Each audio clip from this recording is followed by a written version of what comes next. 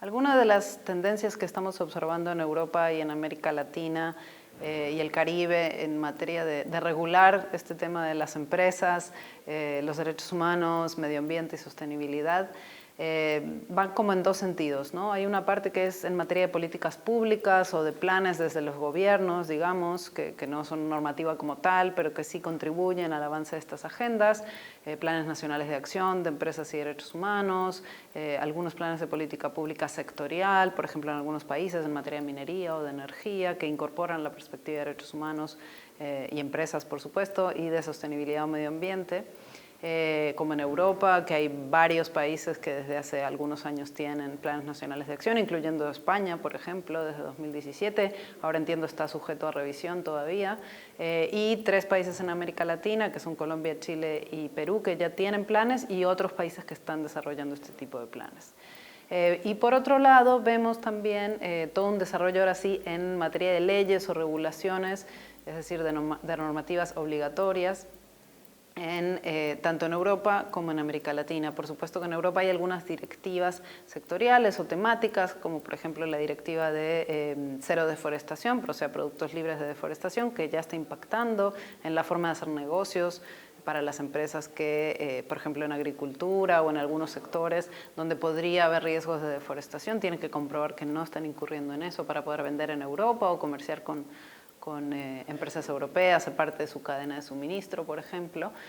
Por supuesto, algunos países que tienen como tal leyes de debida diligencia en materia de derechos humanos y empresas, como Francia de 2017, Países Bajos, Noruega, Alemania más recientemente entró en vigor en enero del 2023, y esas son leyes que están operando a nivel doméstico, pero que también permiten a personas o comunidades que han sufrido abuso empresarial pues, usar esos marcos legales aquí en Europa, ¿no?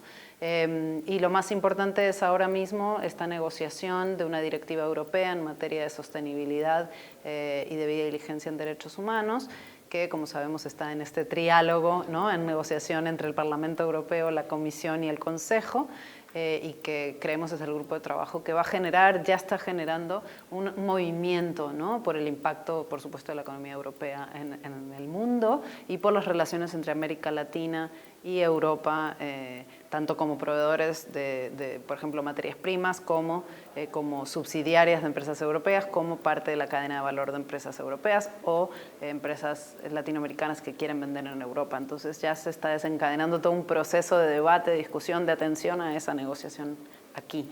Y pues en nuestra región, en América Latina y el Caribe, también ya hay algunos debates legislativos en la materia. Por ejemplo, Brasil tiene una propuesta de ley marco de empresas y derechos humanos que va incluso un pasito más allá de pura debida diligencia como proceso, que está en el Parlamento discutiéndose. La sociedad civil peruana ha desarrollado una propuesta de ley que está presentando distintos parlamentarios o parlamentarias para que la lleven a negociación en el legislativo.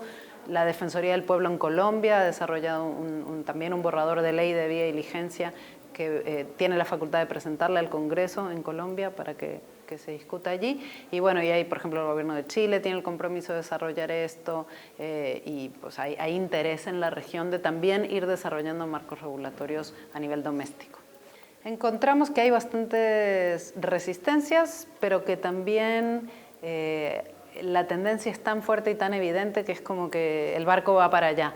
Entonces es como, ¿me subo o no me subo al barco? Esa es como la gran pregunta que hoy en día se están haciendo las empresas, ¿no? Frente a este empuje desde la sociedad civil, desde los sindicatos, desde las comunidades históricamente afectadas por abuso empresarial, también el compromiso de los gobiernos de avanzar en estas materias, de regular la debida diligencia en materia de derechos humanos para las empresas.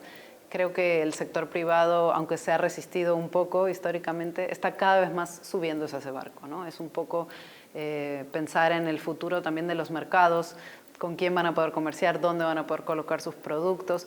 Yo creo que hay 2 incentivos fundamentales para el sector privado, o drivers, como se dice en inglés. Uno es el mercado, ¿no? Por supuesto. Uno son como los intereses comerciales, digo, más allá de una buena ética empresarial que es deseable y que esperamos que se vaya fortaleciendo, ¿no? Y otro tiene que ver con el tema financiero, el capital, ¿sí? Entonces creo que ahí hay 2 cuestiones muy importantes, ¿no?, que hacen que las empresas se quieran subir a este barco o vean la necesidad de subirse a este barco y entonces de participar también de estos diálogos. Creo que crecientemente el sector privado se está involucrando en estos desarrollos normativos, participando en foros con los tomadores de decisiones, acercando sus perspectivas y eso es interesante. Y bueno, y luego vemos, por supuesto, que gobiernos de otras economías están, creo yo, todavía un poquito más lejos de este debate. Por ejemplo, en Estados Unidos o en Canadá todavía no se están discutiendo estos temas. En China o la India no se están discutiendo estos temas. Sí se habla de empresas y derechos humanos, pero no ya desde una perspectiva de normativa vinculante, todavía. Japón tiene una directiva para sus empresas que es más como una guía, un exhorto, una expectativa de que hagan la debida diligencia y tengan cadenas de suministro sostenibles, pero no se ha transformado en ley aún. Bueno, creo que hay siempre motivos para el optimismo. Desde el grupo de trabajo hemos notado que en estos son 12 años ya desde que se adoptaron los principios rectores de la ONU de Empresas y Derechos Humanos en 2011. Ha habido muchos avances. Hoy estamos discutiendo este tipo de leyes. Era impensable hace 12 años hablar de leyes que protegieran los derechos humanos en el contexto de la actividad empresarial. Los derechos humanos están protegidos, están garantizados en nuestras constituciones nacionales, están garantizados pues, desde la Declaración Universal de Derechos Humanos de la ONU, que este año cumple 75 años, por cierto, pero hasta hace poco no se hablaba de empresas, ¿no? De la implicación que tienen estos grandes actores poderosos del sector privado en los derechos humanos, sus responsabilidades, la necesidad de que se abstengan de hacer daño y se conduzcan con debida diligencia justamente y reparen cuando eso sucede. Entonces, el optimismo es que han cambiado las cosas, la conversación ha cambiado y creo que hay que mirar para adelante siempre con una cuota de esperanza, también una dosis fuerte de realismo y de los desafíos pendientes, pero sí vemos avances. Bueno, yo, mira, justo en el grupo de trabajo, cuando se cumplió la primera década de adopción de los principios rectores, logramos como hacer un corte de caja de esa primera década. Entonces, si pensamos en marcos temporales, yo creo que esta segunda década va a ser la década del movimiento rápido. Si no nos movemos de manera ágil en esta década, tanto en temas de cambio climático como en todas estas materias de derechos humanos y empresas, vamos a estar en problemas más graves de los que tenemos ahora mismo. Entonces, yo siempre digo que la primera década de los principios rectores de la Agenda de Empresas y Derechos Humanos fue la década fundacional, sentó los fundamentos, y ahora viene la década fundamental, la década importante para pasar a la acción. Entonces, hasta ahí puedo mirar, más adelante ya veremos.